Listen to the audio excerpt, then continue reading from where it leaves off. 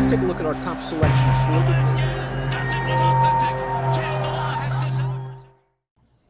Dan Illman, Mike Beer taking a look at race number 10 at Woodbine on Saturday. It is the Grade 2 Bessarabian Stakes. We're going 7/8 of a mile on the Tapeta surface. Let's throw up this field of fillies and mares. Some really talented horses in this race, Mike. The number 3 Painting is the 2-1 morning line favorite. Now, she is a true late-running sprinter, and she has a tendency to get into some trouble. Yeah, it's been a real problem for her. I guess her running style is probably mostly responsible for that, Dan, but it just feels like way too often in her races, she's doing her running way too late. The good news for horses like Painting is that this race should have at least a decent early pace. We throw up the Timeform US pace projector. Jakarta is very quick coming up from the States for Michael Maker, but so is the 4 Artie's Princess. I do agree with Timeform US. I think Jakarta might be a little bit quicker. 7/8, I guess, is a question for her, though, especially on synthetic. Yeah, surface is a little bit of a question, as is the 7 for a long distance. She's clearly improved quite a bit for Mike Maker, and she has really big speed. I expect her to be on the lead in here, and we'll just see if she can take this field all the way. A horse that might tuck in right behind the 2 speeds in the garden spots, the number 1 Super Escape, a multiple graded stakes winner this year at Woodbine. She's lost her last 2 races. Amalfi Coast beat her last time out, but I wonder if you switch the trips, if Super Escape's a little bit closer. Amalfi Coast was able to save all the ground that day. Yeah, I feel like the trips probably did make the difference. I don't know that I would say Super Escape was unlucky in there, Dan, but she did have to come around to the outside while Amalfi Coast got through on the rail. That being said, I'm not so sure the Painting maybe didn't run at least as well as both of them, considering the trip she had, even though you have to make a lot of excuses for her. I don't know. This horse is certainly a contender. I do expect her to get a good trip in this race. Boardroom, the number 2, we're expecting her at the back of the pack. But again, if there's some pace, that could actually work to her advantage and benefit. She sold for a lot of money as a 2-year-old in training. It took her a long time to get to the races. She's rewarded her connections with 3 wins from 4 starts and an unlucky loss as an odds-on favorite to Artie's Princess 2 back. Let's watch the Duchess Stakes, Mike, where Luis Contreras didn't take any chances, just kept her out in the clear, and Boardroom's going to do the rest.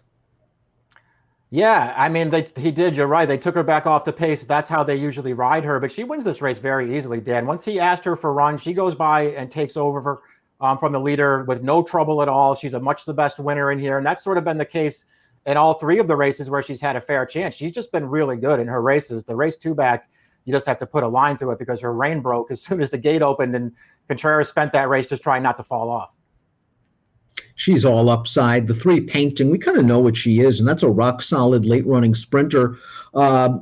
Graded stakes winner, 2 back in the Ontario fashion, overcoming a little trouble to win that day. We'll watch the Sweetbriar 2 in a little bit when we talk about Amalfi Coast, but she was way in behind horses while Amalfi Coast had clear sailing on the rail. Yeah, it just felt like she didn't get a fair chance to get her run started until it was too late. And then once she finally did get clear, and, you know, to me, she didn't really get clear until about the 16th pole. She was running at the end of that race and almost got second.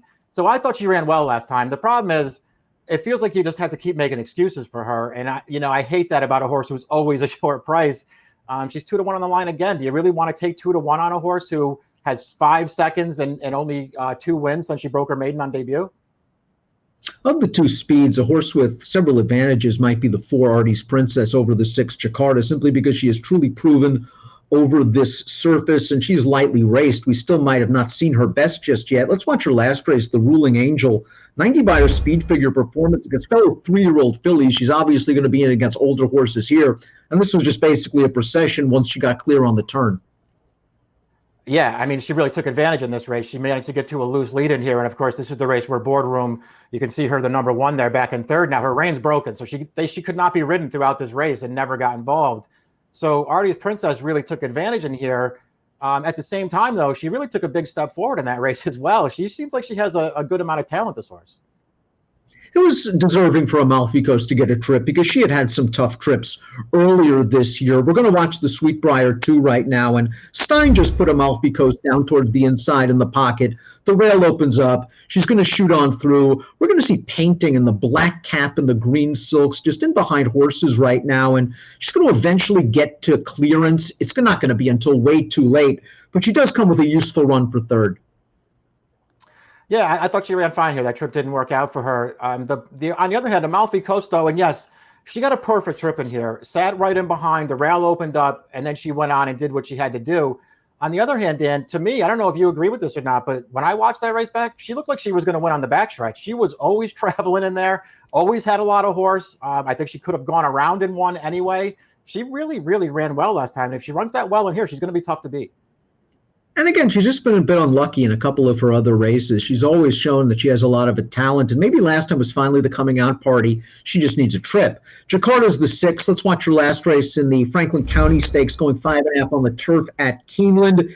She took the most of the way in here. This is her running style. She likes to get to the front. It takes a couple of sharp mares.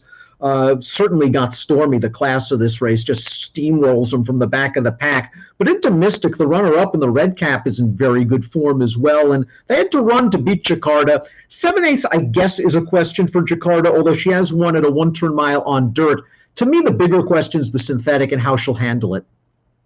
Yeah, the surface, I guess, would be the big question for me as well. I mean, I guess you could look at her, Dan, and say, she's run well on dirt. She's run well on a couple of different kinds of turf courses. So maybe she'll handle this surface as well. She's very much improved since Maker took her over, and she has very dangerous speed. I cannot say that I'm a big fan of hers, Dan, but I recognize that she could be pretty dangerous in here. Our secret agent, the number 7, going out for Mark Cassie. This is a lightly raced 3-year-old. She was beaten by Boardroom last time out, and you could argue that Boardroom actually ran a better race without a rain on the Ruling Angel 2-back, but she's a useful filly that seems to be moving forward. She's never been off the board from 8 starts, and she's got underrated tactical speed. Yeah, that's right. Another horse who does have upside as well. So there are some things to like about her. I just, happen not to think it looks pretty close last time in the Duchess with her and Boardroom. To me, that race wasn't that close. Boardroom ran a lot better than this horse did.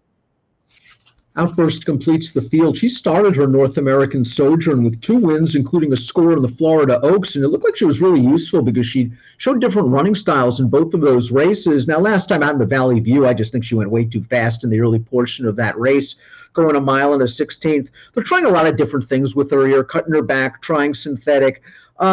She just hasn't moved forward since the spring. That's the real problem. I actually like her. I liked her early on in her career when she got over. I thought she had a chance to turn out to be pretty good. It hasn't happened for her. We'll see if she can turn it around here with the surface switch and the cutback. Let's take a look at our top picks for the Bessarabian Stakes. Nice betting race, Mike. Boy, from what we've seen from Boardroom, the number 2, 10-1. You got to be happy with that price on the morning line. Yeah, absolutely. I'm willing to take a chance with this horse. I actually feel like she's pretty good. She's going to need a trip in here, but the pace should be there.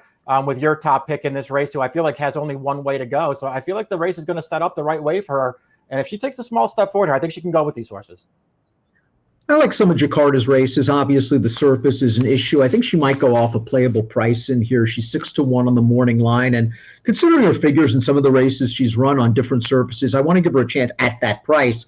Amalfi Coast, I think, is going to run well. I think Mike's horse is going to run well also. It's a really nice betting race. 2-3-5-1 for Mike, 6-5-4-2 for me. It's the Bessarabian, the third of 3 graded stakes races at Woodbine on Saturday. Best of luck.